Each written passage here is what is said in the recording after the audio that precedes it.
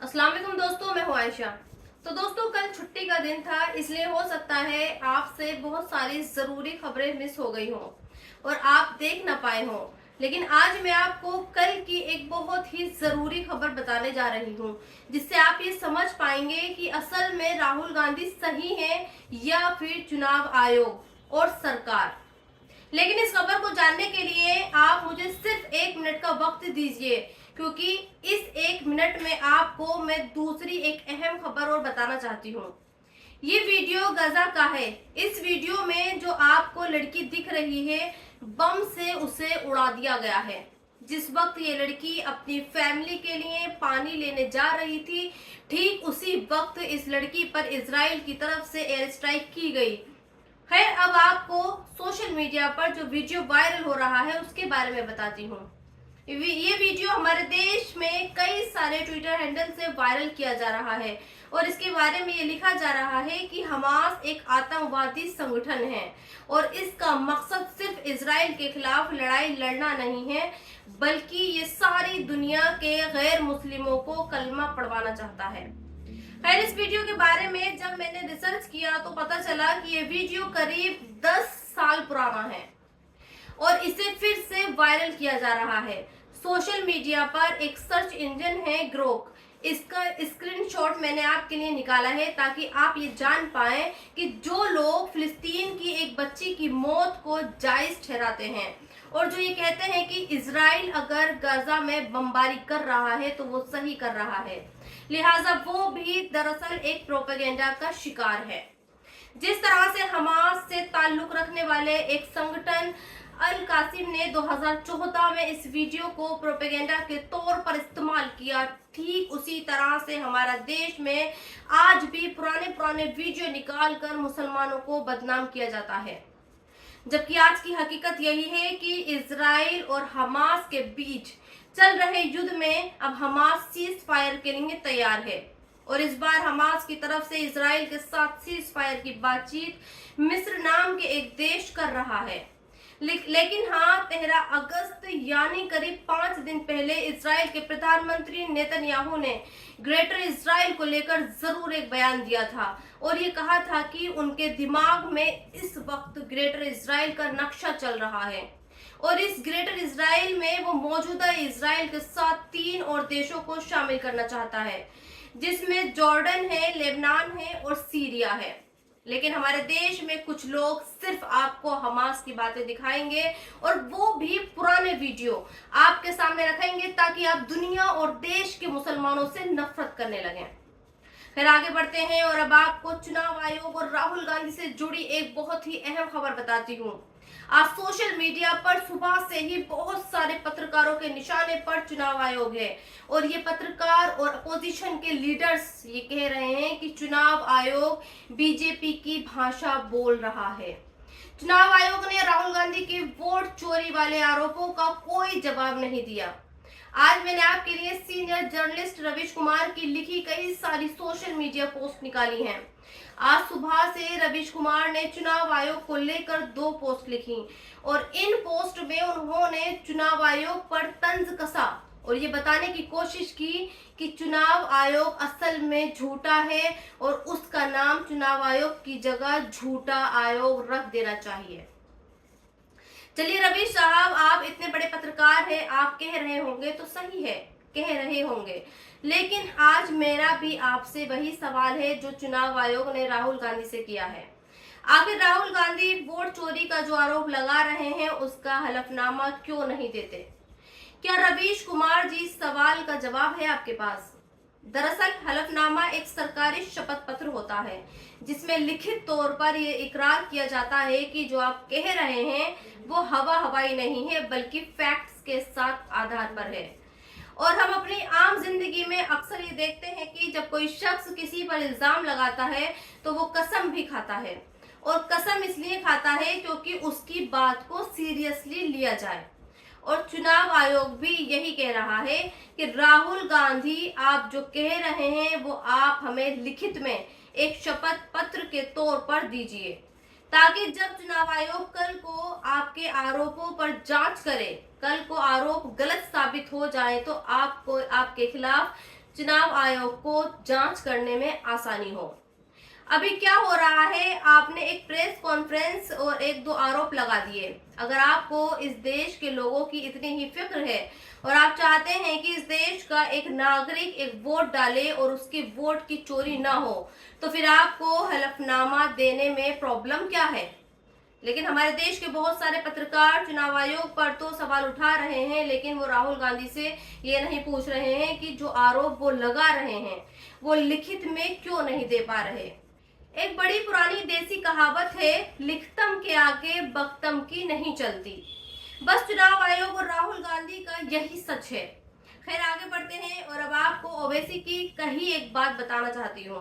दरअसल कल ओवैसी ने ऐसा कुछ बताया जिसे हमारे देश के मुस्लिम नेताओं और मौलानाओं को 100 साल पहले ही बता देना चाहिए था। आज मुसलमानों को ये लगता है कि हमारे देश की आजादी में मुसलमानों का कोई योगदान नहीं है, लेकिन कल ओवैसी ने ये बताया कि अंग्रेजों के खिलाफ आजादी की लड़ाई का बिगुल मुसलमानों ने ही फूका था। और सिर्फ फूका ही नहीं था, बल्कि बरसों तक सिर्फ मुसलमान ही अंग्रेजों के खिलाफ लड़ते रहे।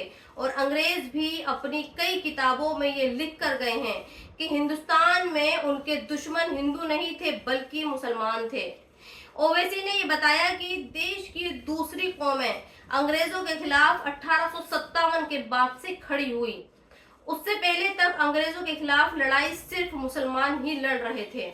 आज मैं ये चाहती हूँ कि आप भी ओवैसी ने जो कहा वो सबक की तरह याद कर लें और इसे अपनी आने वाली और मौजूदा नस्ल को बताएं, ताकि वो ये जान पाए कि जिस देश में आज उनको अपनी देशभक्ति साबित करनी पड़ती है, उस देशभक्ति में आजादी की फिजाएं हम मुसलमानों के बुजुर्गों ने ही चलाई थी।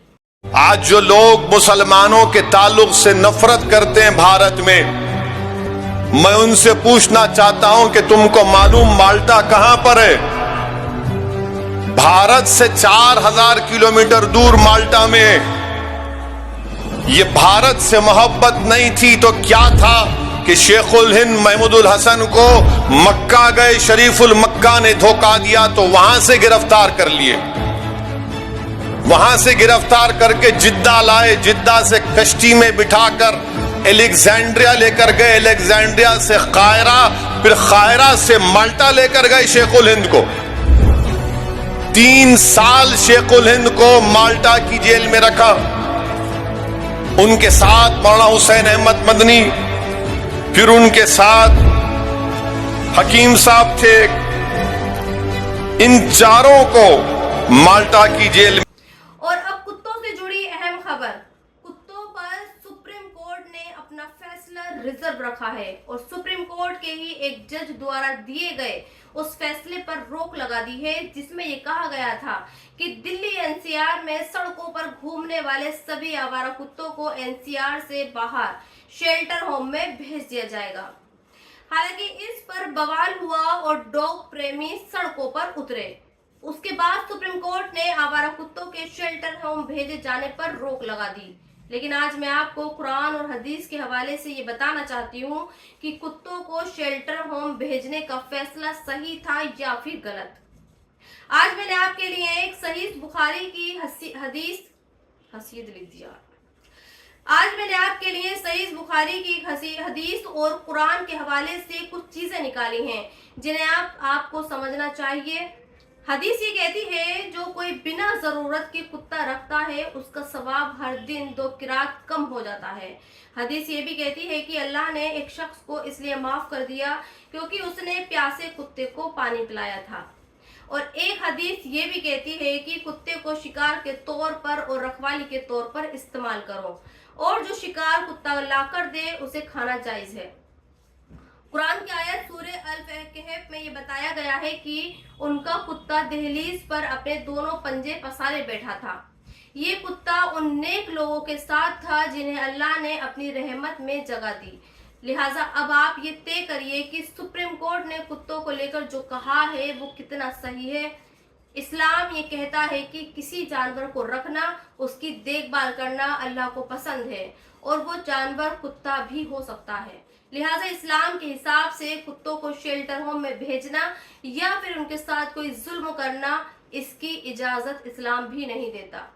हाँ, इस्लाम कुत्ते के साथ रहने वालों के खिलाफ है और कुत्तों को रखने या पालने की इजाजत घर के बाहर या फिर बतौर चौकीदारी के तौर पर ही है। और आज की आखिरी खबर आपके लिए। तो दोस्तों, आज बहुत सारे लोग ये समझ नहीं पा रहे हैं कि जिस आरएसएस की सलाह मशवरे के बिना बीजेपी से जुड़ा कोई शख्स नेता नहीं बन सकता और नागपुर से ही ये तय होता है कि किस राज्य का कोई नेता किस पद पर बैठेगा। उस आरएसएस को लाल किले की प्राचीर से पीएम मोदी ने एनजीओ क्यों बता दिया? अगर आप ये सवाल कांग्रेस या फिर किसी मुस्लिम नेता से पूछेंगे तो उसका जवाब यही होगा कि देश में आग लगाने वाला और हिंदू मुस्लिम दंगे करवाने वाला अगर कोई संगठन है तो फिर वो आरएसएस ही है।